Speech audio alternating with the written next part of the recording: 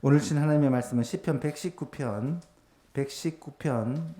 161절에서 168절 말씀입니다. 시편 119편 161절에서 168절 말씀, 구약성경 896쪽에 있습니다.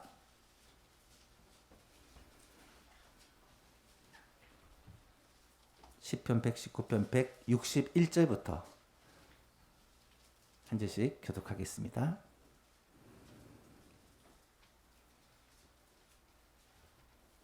고관들이 거짓으로 나를 핍박하오나 나의 마음은 주의 말씀만 경외하나이다.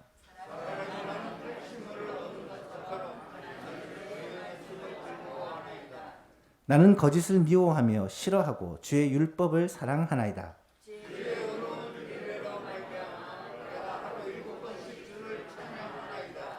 주의 법을 사랑하는 자에게는 큰 평안이 있으니 그들에게 장애물이 없으리이다.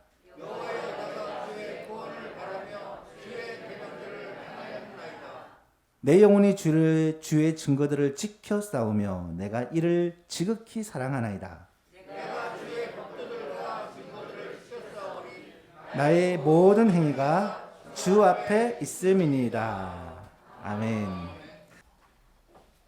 무려 3년 만에 정교인 성경 퀴즈가 부활이 되었습니다. 작년과 재작년은 코로나로 인해서 못했고요.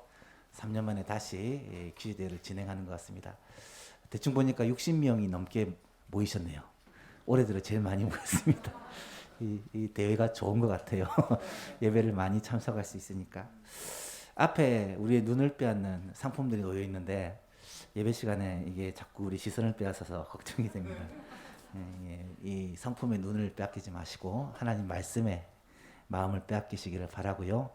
우리 기억자들은 다음부터는 상품을 조금 낮춰가지고 안 보이도록 좀 해주시면 감사하겠습니다.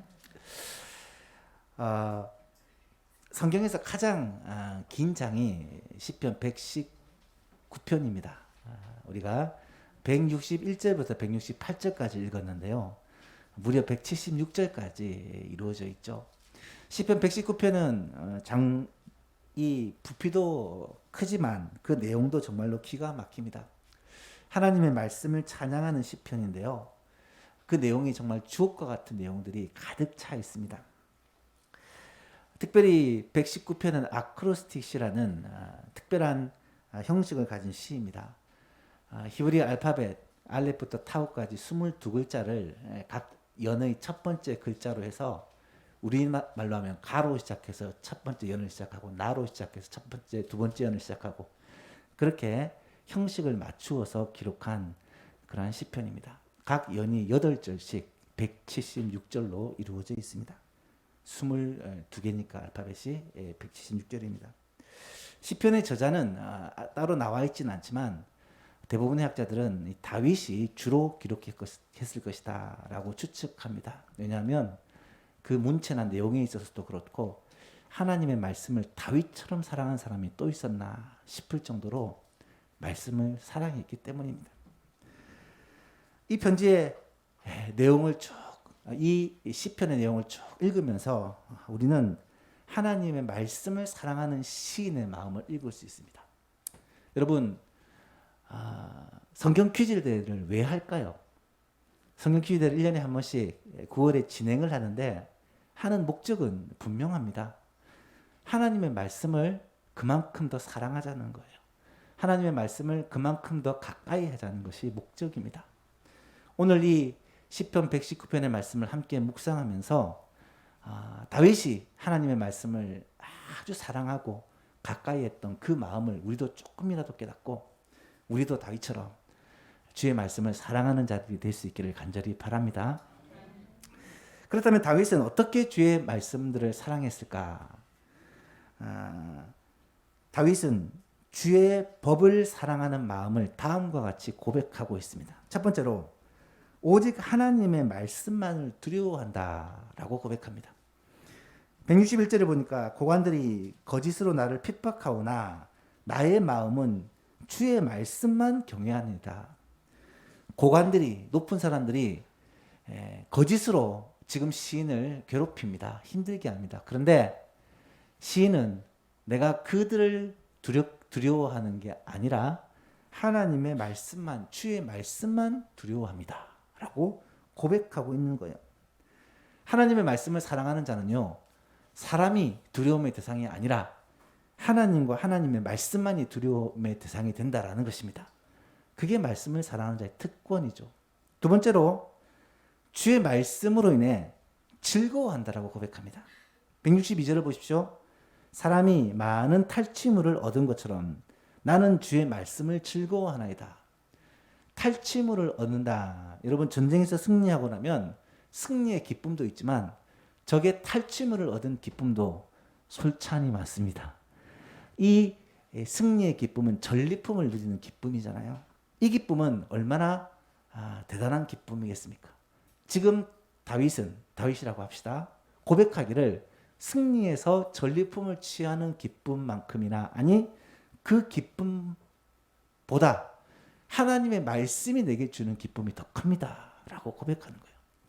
여러분은 하나님의 말씀을 통해 어떤 기쁨을 누리고 계십니까?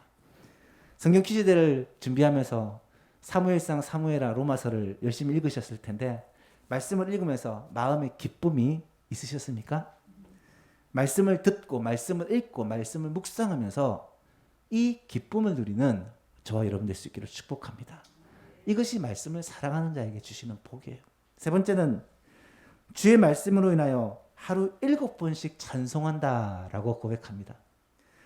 164절에 주의 의로운 규례들로 말미암아 내가 하루 7번씩 주를 찬양합니다. 7번이라는 단어는 완전수입니다. 쉽게 말해서 하루 종일 찬양한대요. 하나님의 말씀이 너무 감격스럽고 감사하고 우리 가운데 넘쳐서 계속 주를 찬양하는 이 시인의 모습을 우리는 볼 수가 있습니다. 주의 의로운 규례들로 말미암아, 주의 의로운 규례라는 말은 이 말씀 자체가 의롭다는 말도 되지만 이 말씀을 읽고 묵상함으로 우리가 의롭게 된다는 말입니다.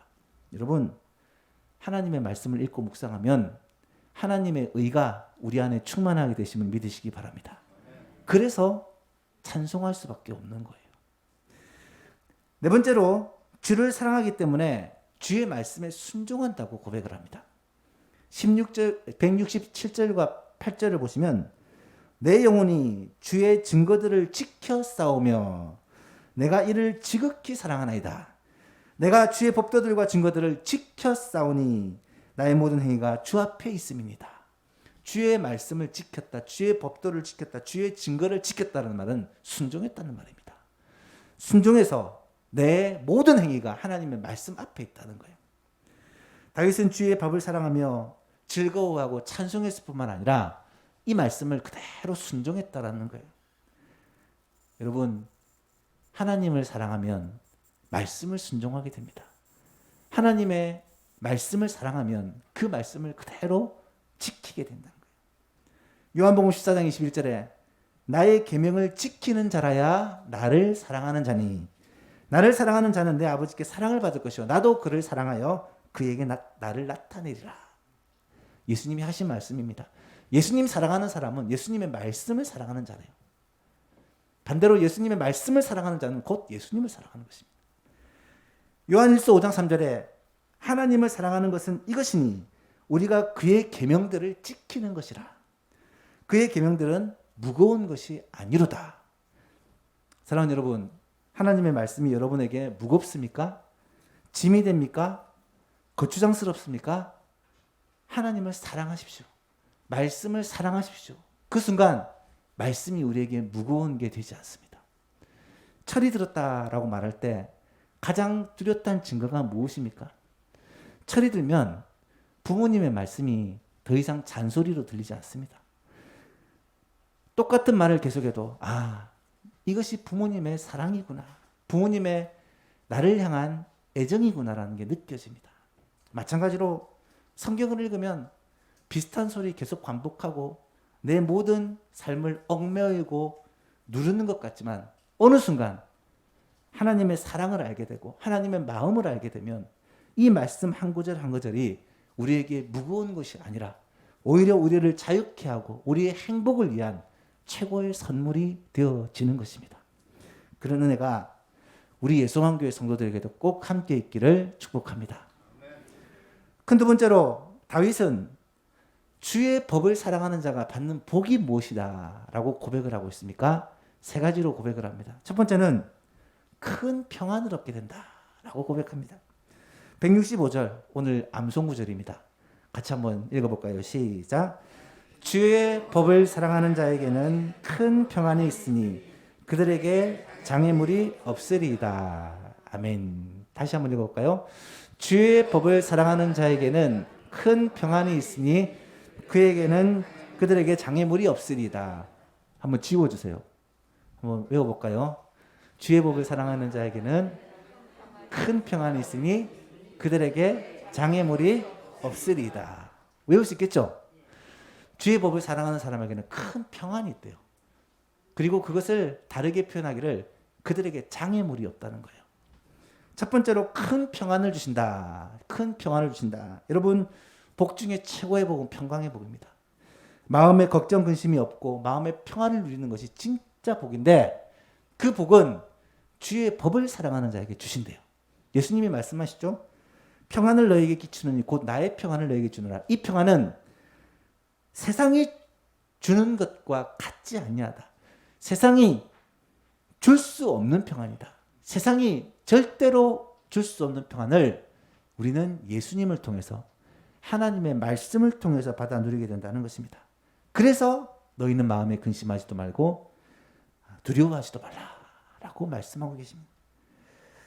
하나님은 우리에게 평강을 주시는데 평안을 주시는데 그 평안을 그리스도 안에 담아주시는 거예요. 말씀 안에 담아주시는 거예요. 우리에게 평안을 주시는 그 도구가 상자가 선물 케이스가 예수 그리스도요 하나님의 말씀이라는 것입니다. 예수님으로 말미암아 평강을 누리는 여러분 되시기를 축복합니다. 하나님 말씀 때문에 마음의 평안을 누리는 여러분 될 수 있기를 바랍니다. 너무 힘들고 지치고 스트레스 받을 때 말씀을 읽고 그 말씀이 내 마음을 어루만지는 그 말씀이 우리를 다시 한번 일으켜 세우는 그 말씀이 우리에게 위로부터 주시는 힘을 공급하는 능력이 될 수 있기를 축복합니다. 두 번째로 장애물이 없게 되는 복을 주십니다. 다시 한번 암송해 볼까요?